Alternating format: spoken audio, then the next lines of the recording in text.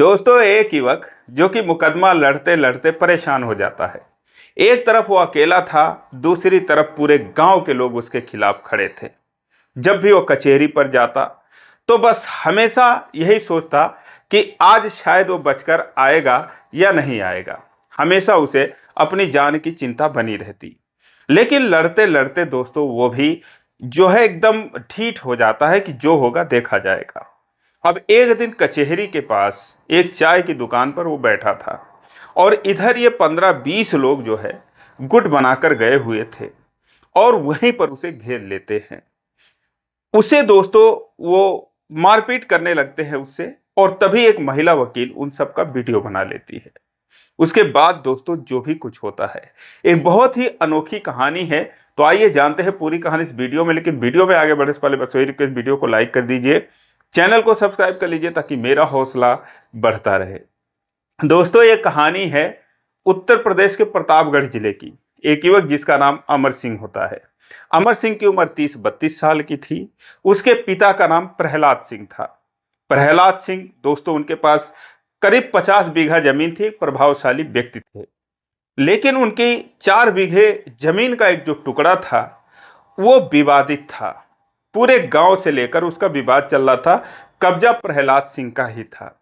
अगर माना जाए तो वो जमीन प्रहलाद सिंह की ही थी, लेकिन पूरे गांव के लोग जो है उसे हड़पना चाहते थे क्योंकि उसमें कुछ ऐसा दांव पेच था, कुछ पट्टे की जमीन थी। तो वो लोग सोचते थे कि हमें मिलना चाहिए। तो इस तरीके से था। जमीन की कीमत कोई बहुत ज्यादा नहीं थी। प्रहलाद सिंह के पास और भी जमीनें थी 50 बीघे। लेकिन ये साख की बात बन जाती है, ईगो का सवाल आ जाता है। इसीलिए वो जमीन छोड़ना नहीं चाहते थे।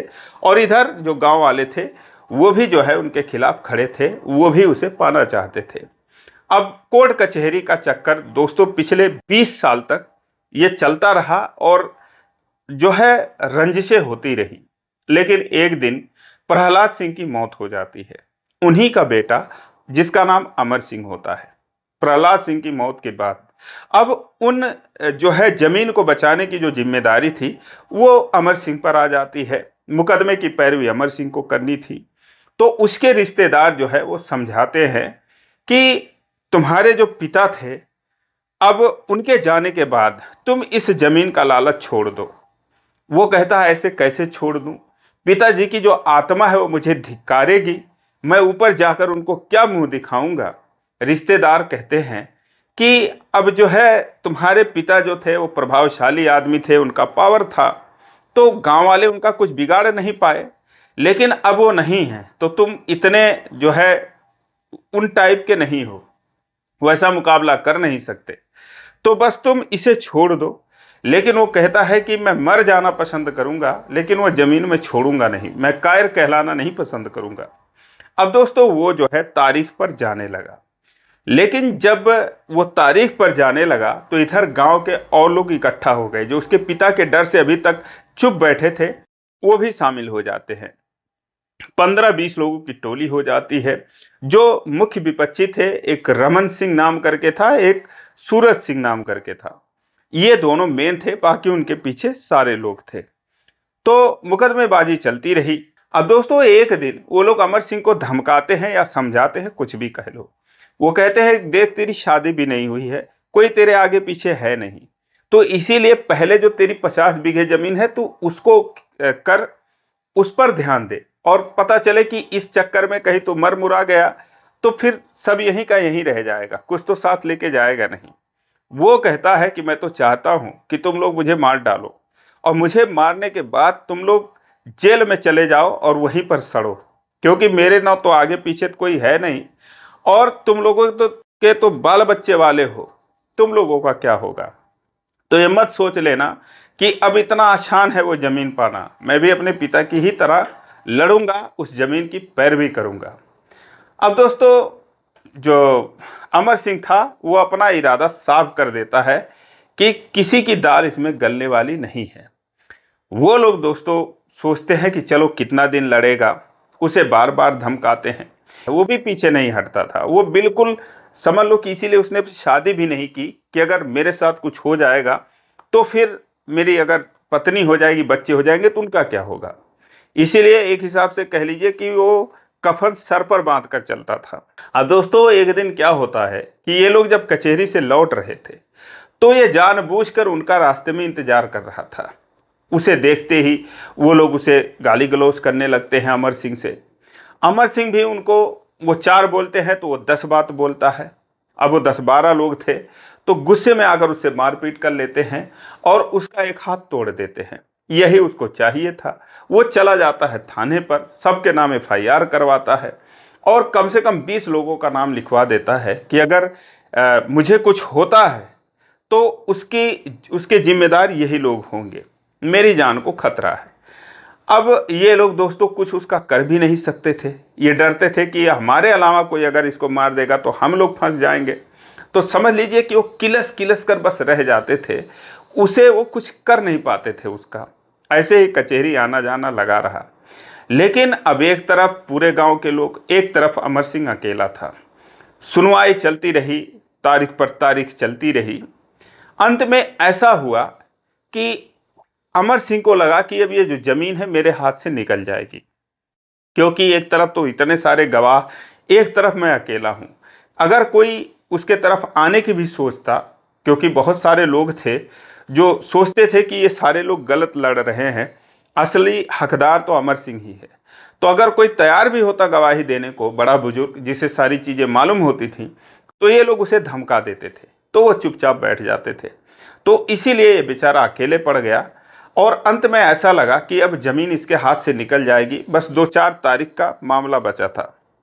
अब ये 1 तारीख पर जब एकदम साफ हो गया कि अब अमर सिंह के हाथ से ज़मीन निकल जाएगी, तो ये एक चाय की दुकान पर आकर बैठा था, बहुत उदास, बहुत निराश, सर झुकाए बैठा था।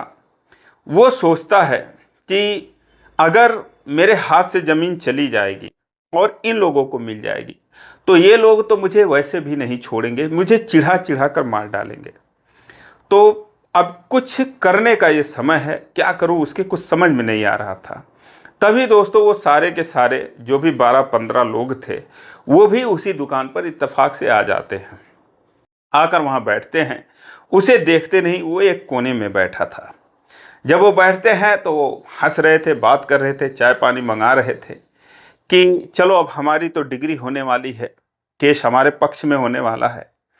तभी जो अमर सिंह था वो कहता है कि बेटा इस भ्रम में मत रहना कि अगर तुम केस जीत भी जाओगे, वो जमीन तुम्हें मिल भी जाएगी तो उस पर हल तो नहीं चला पाओगे, क्योंकि खून की नदियां बह जाएंगी। अब वो लोग कहते हैं बहाएगा कौन? वो कहता मैं बहाऊंगा।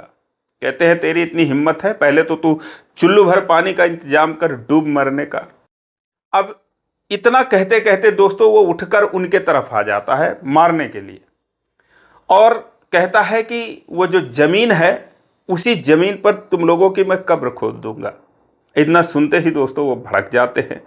अब उसके ऊपर वो जानबूझकर उकसाता है, उसे वो मारने पीटने लगते हैं। वो भी इनका मुकाबला करता है, जो भी उसके हाथ में जग आता, क्योंकि वो चाय की दुकान होटल पर बैठे थे, तो जग से मार देता, गिलास आता गिलास से मारता और जो है ऊंची ऊंची आवाज में बात करता। वहां पर भीड़ इकट्ठी होनी शुरू हो जाती है। वहीं से एक मैडम गुजर रही थी जो कि वकील होती है, जिनका नाम कौशल्या राजपूत होता है। वो गुजर रही थी, जब आपाधापी देखती हैं तो वो भी जाती हैं और वहां पर वो अपना मोबाइल निकालकर वीडियो बनाने लगती हैं और वो देखती हैं कि एक अकेला बंदा कैसे इतने सारे लोगों का मुकाबला कर रहा है। वो जो अमर सिंह था वो कहता है कि अगर मुझे जिंदा छोड़ दोगे तो ये तुम्हारी सबसे बड़ी भूल होगी, इसीलिए यही वक्त है, चाहो तो मुझे मार दो और या फिर मरने के लिए तैयार रहो। इस हद तक वो बोलता है। वो वीडियो बनाती हैं, लेकिन उन्हें लगता है कि ये 10-15 लोग हैं और मामला इतना आगे बढ़ रहा है कि उसे मार भी सकते हैं। तो वो जोर से शोर मचाती हैं कि अरे पुलिस आ रही है, पुलिस आ रही है। अब ये सारे लोग दोस्तों वहाँ से भागते हैं और 2 गाड़ी भर कर आए थे, गाड़ी में बैठकर अपने घर को चले जाते हैं। उसके बाद ये अमर सिंह से पूछती हैं कि क्या बात है, आखिर ये मारपीट क्यों हो रही थी। अमर सिंह उन्हें सारी कहानी बताता है, पिछले 20 सालों का इतिहास बताता है कि ऐसे ऐसे ये लड़ाई कर रहे थे। तो वो कहती हैं तो फिर तुम्हें डर नहीं लगता, इतने लोगों से तुम यहाँ पर पंगे ले रहे थे। वो कहता है डर किस बात का है, अब तो मैं सोच ही रहा हूं कि मुझे जीना नहीं है, क्योंकि वो जमीन मेरे हाथ से चली जाएगी तो वैसे भी मैं तो कुछ कर जाऊंगा, मैं तो मरने के लिए तैयार हूं, मारने के लिए भी तैयार हूं। वो कहते हैं अरे भले मानुस, मरने मारने पर उतारू हो, कुछ दिमाग लगाओ, कुछ बुद्धि लगाओ, ऐसा सोचो कि जमीन भी तुम्हें मिल जाए और किसी को मरना मारना भी ना पड़े, ऐसा क्यों गैर कानूनी बात करते हो। वो कहता है कि मेरे पास बस यही एक चारा है। वो कहती हैं कि शादी वगैरह हुई है तुम्हारी। कहता है ना, इसीलिए तो मैंने शादी भी नहीं की, क्योंकि मेरा जो है वो लक्ष्य दिख रहा है कि मेरे साथ होने क्या वाला है, तो इसीलिए मैंने शादी वगैरह नहीं की। उसके परिवार के बारे में पूछती है तो कहती है बस मेरी एक माँ है और मेरी 2 बड़ी बहनें थी, उनकी शादी वगैरह हो चुकी है, तो मुझे किसी प्रकार का कोई टेंशन नहीं है। मुझे कुछ हो जाता है तो मेरी माँ है, अपने वो मेरे मामा के यहाँ चली जाएंगी, वहीं पर रहेंगी। वो कहती हैं तुम इतना सोच डाले हो। वो कहता है कि बस अब यही सोचना है, इसके इससे कम तो कुछ सोचना ही नहीं है। वो दोस्तों उससे और बात करती है, कहती ठीक है तुम्हारा वकील कौन है, तो वकील का नाम बताता है। कहती है ठीक है, अब वो केस तुम मेरे हाथ में दे दो। कहता है ठीक है। वकालतनामा पर हस्ताक्षर करता है और दोस्तों वो केस कौशल्या राजपूत को दे देता है। उसके बाद वो जो वीडियो बनाई थी उसे ले जाकर कोर्ट में पेश करती हैं कि इतने लोग इसे मार रहे थे, लेकिन वो अलग केस बन जाता है। जो है वो कोर्ट का मानना था कि चलो ये तो अलग केस है जमीन वाला, जमीन का फैसला तो उन सारे लोगों के हक में होकर रहेगा। जहां तक रही बात मारपीट की, तो उसके लिए इनको सजा मिल सकती है। अब फिर दोस्तों एक बार बात नहीं बन पाती है। ये हुआ कि जमीन तो जाना ही जाना है, तो अमर सिंह कहता है कि नहीं, मुझे जमीन तो जाने नहीं देना है। वो बड़ी परेशान हो जाती हैं, कहती हैं फिर क्या करोगे। बता देता है कि बस अब मुझे बस कुछ सूझ नहीं रहा है, मैं कुछ भी कर सकता हूँ और मुझे मरने से डर नहीं लगता। वो कहती है ठीक है। उसके बाद दोस्तों कई बार इन लोगों की बातचीत हुई, उन्हें लगा कि ये जो बंदा है इसकी मदद करनी चाहिए। उसके बाद कौशल्या राजपूत दोस्तों वो भी एक दबंग परिवार से आती थी, उनके पिता भी एडवोकेट थे। तो वो अपने मामा लोगों से बात करती है। उनके मामा झांसी में रहते थे, झांसी के जो है वो दबंग लोगों में आते थे। तो कहती है मामा ऐसी ऐसी बात है, कुछ अगर आप मदद कर सको तो आपकी बड़ी मेहरबानी होगी। उनके मामा कहते हैं ठीक है, और कुछ खर्चा वर्चा लगेगा, अगला कितना देगा।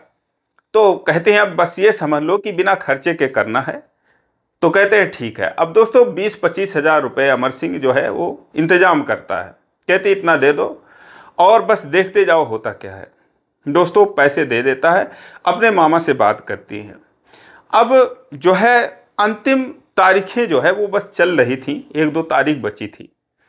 ये सारे लोग आते हैं, रमन सिंह और सूरज सिंह एंड कंपनी, उनके पीछे के जो भी 10-12 लोग थे, आते हैं। एक दिन कचहरी के एक दुकान पर बैठे हुए थे और जो है उसी दिन उनकी तारीख थी। तभी 4-5 लोग, हट्ठे कट्ठे लोग जो कि आते हैं, जिनकी पर्सनालिटी बहुत अच्छी थी, आकर रमन सिंह के पास धीरे से एक आदमी बैठ जाता है। वो कहता है कि और भाई अमर सिंह क्या हाल चाल है। अब रमन सिंह सकपका जाता है, सोचता है कि यार ये मुझे अमर सिंह समझ रहा है। तब तक वो व्यक्ति कहता है कि चिंता बिल्कुल मत करो, आपका काम होकर ही रहेगा।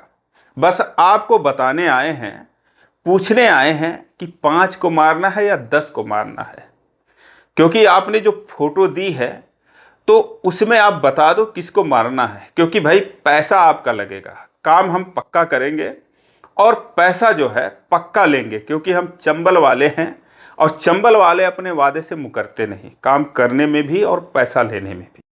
अब दोस्तों जो रमन सिंह था उसकी तो सिट्टी पिट्टी गुम हो जाती है, कांपने लगता है, उसे पसीना होने लगता है कि ये दादा किसको मारने मारने की बात कर रहा है और कह रहा हम चंबल वाले हैं। तो रमन सिंह कहता है कि आप लोग कुछ भी कर सकते हो।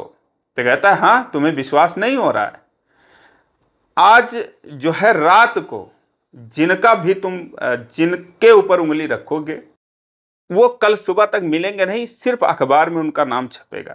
यकीन ना हो रहा हो तो वो देख लो, गाड़ी में बैठे हमारे आदमी।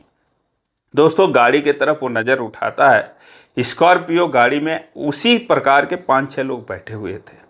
वो कहता है कि ये सारे के सारे चंबल के शूटर हैं और ये इनका निशाना चूकता नहीं है, इसीलिए तुम चिंता मत करो। तब तक दोस्तों उनका दूसरा साथी कहता है, अरे यार ये तुम किससे बात कर रहे हो, ये अमर सिंह नहीं है, अमर सिंह दूसरा है। वो कहता है, अरे क्या बात कर रहे हो यार, फोटो तो इसी का है। तो बोला, जब फोटो तो उसका है जिसका काम तमाम करना है। अब दोस्तों जो रमन सिंह था उसे तो विश्वास हो जाता है कि यार लगता है ये सारे आज हम लोगों का गेम बजाने आए हैं। वो वहां से उठकर खिसक लेता है और ये लोग वहां से फिर चले जाते हैं। उसके बाद अपने लोगों से कहता है कि यार अगर जान की सलामती चाहते हो तो यहाँ से निकल लो, क्योंकि जो अमर सिंह है अब वो बिल्कुल अंतिम दांव खेल रहा है, किसी को छोड़ेगा नहीं। और ऐसे से चंबल से बुलाया है, डाकुओं के खानदान से बुला रखा है हम लोगों को मारने के लिए। अब वो जो है उसे और कुछ सूझ नहीं रहा है, तो भैया जान की सलामती चाहते हो तो यहाँ से निकल लो। दोस्तों उसके बाद उन लोगों की हिम्मत नहीं हुई कि वहाँ पर पुलिस बुलाएं या फिर किसी वकील से संपर्क करें, क्योंकि वो ये सोचते हैं कि यार डाकुओं का क्या भरोसा, अरे इनके 10 साथी पकड़े जाएंगे तो 50 साथी और होंगे, वो आकर हम लोगों को मार देंगे। उसके बाद दोस्तों वहाँ से उल्टे पांव भागते हैं और फिर कभी नज़र नहीं आते हैं। जब कुछ दिन तक केस चला वो लोग पैरवी छोड़ देते हैं और उसके बाद आकर कुछ लोग जो है वहाँ पर कहते हैं, क्योंकि 1-2 दिन स्कॉर्पियो गांव में भी घूम गई, तो आकर अपना जो है केस वापस ले लेते हैं कि हमको इससे कोई लेना देना नहीं है। और दोस्तों अंत में वो ज़मीन जो है आखिर थी अमर सिंह की, यानी प्रहलाद सिंह के बेटे की, और उसके नाम जो है वो हो जाती है। और इस तरीके से दोस्तों उसे उसकी ज़मीन मिलती है। लेकिन सबसे बड़ा सवाल कि आखिर कौशल्या राजपूत को क्या मिल रहा था, उन्होंने इतनी मदद क्यों की? तो दोस्तों इसका जो उत्तर है वो है प्यार। क्योंकि कौशल्या राजपूत हमेशा से ये चाहती थी कि उनकी शादी एक बहुत ही डेयरिंग बंदे से हो, जो बिल्कुल ना डरे और जो असल में मर्द कहलाने लायक हो, क्योंकि उनके पिता भी एडवोकेट थे, तेज तर्रार वो वकील थी। तो दोस्तों वो जो है उससे जब बातचीत करती हैं तो सोचती है बंदा जो है बहुत दिलचस्प है, शादी के लायक है, ग्रेजुएशन तक की उसने पढ़ाई भी कर रखी थी। वो सोचती है मान सम्मान के लिए, परिवार की मान सम्मान के लिए कुछ भी कर सकता है, और इसलिए दोस्तों वो ऐसा दांव पेश खेलती हैं कि जो है उसे वो ज़मीन मिल जाती है। लेकिन उसके बाद अब दोनों में बातचीत हुई, बहुत बातें हुई, एक दूसरे से दोस्ती हुई और फिर जैसा वो चाहती थी दोनों में प्यार हुआ। उसके बाद जब वो ये खबर अपने मामा लोगों को बताती हैं, अपने पिता को बताती हैं, जिनको टेंशन थी कि ये कभी शादी ही नहीं करेगी, वो लोग बड़े खुश होते हैं। और अंत में दोस्तों अमर सिंह और कौशल्या राजपूत की 2019 में शादी होती है। आज ये लोग बहुत खुश हैं, इनके 2 बच्चे हैं, और बाकी रमन सिंह और जो सूरज थे, सूरजभान सिंह, ये सारे लोग दोस्तों जहाँ थे वहीं पर हैं। फिर ये कभी उसके तरफ नज़र उठाकर भी नहीं देखे। और सबसे इंटरेस्टिंग चीज़ दोस्तों जानते हैं, वो जो आदमी थे कोई डाकू नहीं थे, कोई चंबल वाले नहीं थे, वो बस उसके मामा ने, यानी कौशल्या राजपूत के मामा ने कुछ ऐसे ही आदमियों का उन्होंने इंतजाम किया था कि जो दिखने में खतरनाक लगते थे, वो बस 1000-2000 रुपये लेकर वहाँ पर आए थे। बस ऐसे ही धमकाना है, ऐसे ही लोगों को दम देना है, दहशत फैलाना है, और वास्तव में उसमें वो लोग कामयाब हो जाते हैं। दोस्तों ये कहानी आपको फिल्मी लग सकती है, लेकिन पहले के ज़माने में ऐसा ही होता था, आज भी ऐसा होता है। केस जीतने के लिए साम दाम दंड भेद सब कुछ अपनाते हैं। फिलहाल आपको ये कहानी कैसी लगी, कौशल्या राजपूत और अमर सिंह की स्टोरी कैसी लगी, कमेंट में जरूर बताएं। इसी प्रकार की कहानियों के लिए इस चैनल को सब्सक्राइब करें, वीडियो को लाइक नहीं किया अभी तक तो लाइक कर दीजिए। फिर मिलेंगे अगले वीडियो में, तब तक के लिए जय हिंद।